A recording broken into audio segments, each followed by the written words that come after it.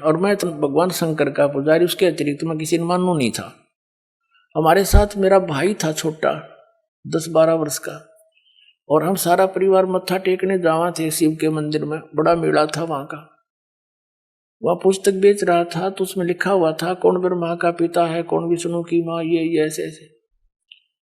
वो छोटा भाई जाकर हमसे पिता नहीं कैसे पहले वो लेने चला था, मैंने मना कर दिया कि ना ये तो बकवास लेकर रखी है ना। जब तो वो मेरे साथ आ गया, फिर पता नहीं कब निकल कर गया, वो किताब खरीद लिया वहां से, बुक, और छुपा कर रख ली उसने। जब मैं गाड़ी से उतरने लगा तब देखा मैंने वो पुस्तक ले रहा हुआ हाथ में, उसे मैंने छीन ली और मेज पर उल्टी रख दी कि इसके दर्शन भी नहीं करूं। वह रखी रही 2 महीने तक। एक बार मेरा कुछ ऐसी टेंशन बनी, कुछ ऐसे सर्कमस्टांस बन गए, मेरा सिर पाटन हो गया, घनी टेंशन हो रही किसी बात की, और मैं बाहर बैठ गया चेयर लेके। थोड़ी देर में ध्यान आया, पुस्तक दिखी वो रखी रखाई। मैंने सोचा इसने देखता क्या है। मैं लगा उस पुस्तक को पढ़ने। वो मेरी तो टेंशन मन याद भी कोई ना कचकित गई, और 3 दिन कंटिन्यूस पढ़ी। अरे सह परिवार लेकर आ गया परमात्मा का बच्चा, सारे परिवार को।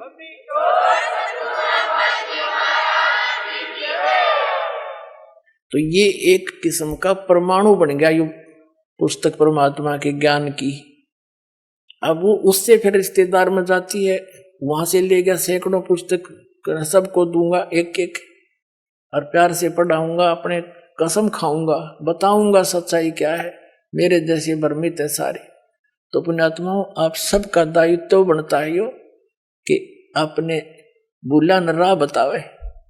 और पहले जब बताना, जब आपका विश्वास हो जाए कि दास सच्ची कह रहा है ना, भूल के भी इसका जिक्र ना करना जब तक आपका विश्वास ना हो। और विश्वास तो दास करा के छोड़ देगा। कोई बड़का का लेख है, भगवान के बताया हुआ ज्ञान, इसमें इतनी भी मेन मेख नहीं पा सकती, और ये स्वीकार करना पड़ेगा, एक दिन आएगा। तारा मंडल बैठ कर ये चांद बड़ाई खावे, उदय भया जब सूरज का स्यों तारों छुप जावे।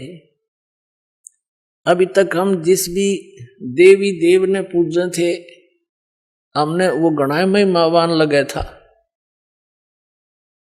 और परमात्मा के इस ज्ञान की रोशनी में अब ये सभी ज्ञान ऐसे छुप जाएंगे, ऐसे निष्क्रिय हो जाएंगे, निरस्त हो जाएंगे, जैसे रात्रि के समय तारा मंडल के अंदर आकाश में चंद्रमा सुशोभित होता है और सबसे ज्यादा प्रकाश युक्त नजर आता है। जब सूर्य उदय हो जाता है, वो रहता विद्यमान है पर उसका अस्तित्व नहीं रहता, हमारे लिए उसकी आवश्यकता नहीं रहती उस समय। तो अब ये सूर्य का उदय हो रहा है। अभी तो ये समझ लो वो देसी भाषा में झोल बोला सा ही है, यानी थोड़ा सा वो सूर्य उदय होने से थोड़ा सा पहले रोशनी होती है। अभी तो इतना ही होया है यो। अरे देखना जो शिखर में होगा सूर्य, पूरे विश्व में ज्ञान हो जाएगा ये, पूरे विश्व में।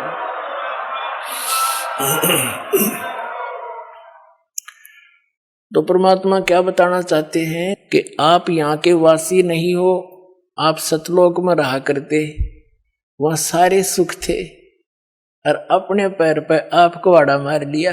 ये दास एक जूनियर इंजीनियर था इसमें, कंस्ट्रक्शन सिविल के अंदर, हरियाणा में इरिगेशन डिपार्टमेंट। तो वहां पर एक बहन अपने 2 बच्चों को लेकर मजदूरी करने आई हुई, और वह लड़की मजदूरों की जैसी नहीं लगे थी। फिर भी कोई इतना विशेष ध्यान नहीं किया, कोई बात नहीं, पता नहीं परमात्मा किस घर में कैसा बालक हो जाए। फिर वो रो रही थी, रोने लगी। कुछ देर बाद दूसरे तीसरे दिन जब हम दोबारा गए, उससे पूछ बैठा, भाई बहन क्या बात है, क्यों रो रही हो? वहीं पर और कई मजदूर बैठे थे, बेलदार वगैरह, उनकी पत्नियां थी। वह बहुत बुरी तरह रो ही रही थी। उसने थोड़ी देर बाद से फिर बताई, साची कि मैं ऐसे ऐसे, एक बहुत बड़े घर की बेटी थी, सेठ था है मेरा पिताजी, बहुत बड़ा पैसे वाला, और मुझे सारी सुविधा थी। और जो मेरा पति है ये हमारे यहाँ नौकर रहा करता, और मैं इसके जाल में फंस गई। मैं इतनी प्रभावित होगी, मेरे माता पिता मेरे आगे रो भी दिए, उन्होंने मेरे पैर भी पकड़ लिए, बेटी कुछ भविष्य देख ले तू अपना, तू कहाँ जा रही है, रोटी टाइम पे मिले नहीं, क्या हाल होगा तेरा, लेकिन फिर हम तेरे को घर नहीं बढ़न देंगे, या तू पक्की सोच लिए। मैंने एक नहीं मानी, और इस मेरे पति की बात में इतनी फंस गई, हम वहां से घर से भाग गए।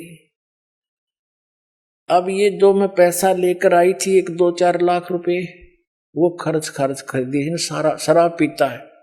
अब मैं मजदूरी करती हूँ और वो मेरे पैसों से शराब पीता है, और बोल लूँ तो मैंने रोज कूटे। अब कोई मेरा वाली वारस रहा नहीं कि तो मैं दुख रोज दूं जाके, मैंने अपने पैर पे आपको आड़ा मार रखे। तो पुण्यात्माओं, आज आपकी वो दशा है, आप उस समर्थ ने छोड़ के इस कंगाल के साथ आ गए, और यहाँ हर एक चीज का टोटा, समय पर टूक नहीं, वर्षा हो जा 2 दाने हो जा, ना भूखे मर जा, अकाल गिर जा। उस समर्थ को, उस स्थान को छोड़कर आप यहाँ भिखारी बन गए, और वहां सदा व्रत था, यहाँ टाइम पर टूक नहीं मिल रहा। 90% व्यक्ति दुखी है, यहाँ 90% हैंड टू माउथ है, और कम से कम विश्व के 20-30 बल्कि 40% आदमी मांस खा के गुजारा कर रहे, मछली कोई खाने नहीं, ये खाने की चीज है, नरे पाप कमाने। तो कहने का भाव ये है पुण्यात्माओं, हम गलत स्थान पाएंगे, या वह वस्तु है ही नहीं जो हमने, जिसकी हमें आवश्यकता है, अति आवश्यकता है। किस किस चीज की आवश्यकता है? तो मृत्यु नहीं होनी चाहिए। अगर हमारी मृत्यु ना हो, हम फिर भी से ढीठ हो रहे हैं, कत कोई दिक्कत नहीं, तो हाथ भी कट जाए, पाँव भी कट जाए, मृत्यु ना होनी चाहिए। अरिया भी कंपलसरी। दूसरा, बुढ़ापा नहीं होना चाहिए, कोई वृद्ध होना पसंद नहीं करता, सारे होंगे। फिर आप देख रहे हो यहाँ सारी सुविधा चाहिए, बड़ी कोठी, सबकी इच्छा है बड़ी कोठी हो, कार हो, पार्क हो, डली हो, सरोवर हो स्नान करने। तो ये सुविधाएं आप यहाँ खोज रहे हो, जहां 7 जन्म भी 100 असंख्य जन्म नहीं पा सकते आपको।